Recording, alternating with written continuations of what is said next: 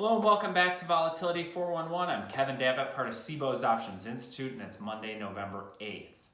Now, last week, U.S. equity markets continued their advance, with the S&P 500 making its 64th new all-time high. The record number for new highs in a calendar year happened in '95 when there were 77 such occurrences.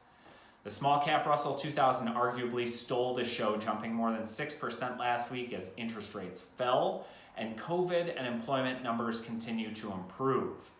Interestingly, the past few sessions we've seen the markets continue higher at the same time that the VIX index as well as the RVX have been inching up. In other words, there's been a positive relationship between forward vol measures and equity indices of late.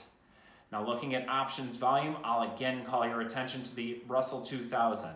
Average daily volume in the RUT last week was more than 91,000.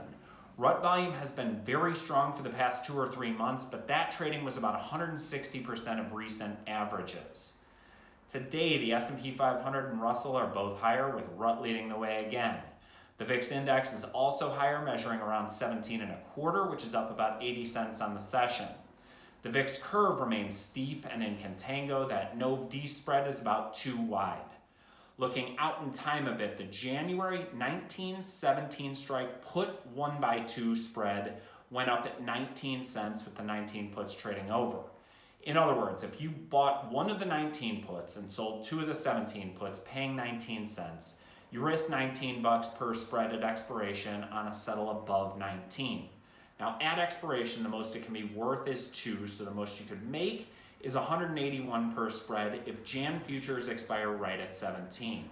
There is downside risk if held until expiration, and the Jan VIX futures settle below 17.19. That's Vol 411 for Monday. Thank you very much for tuning in.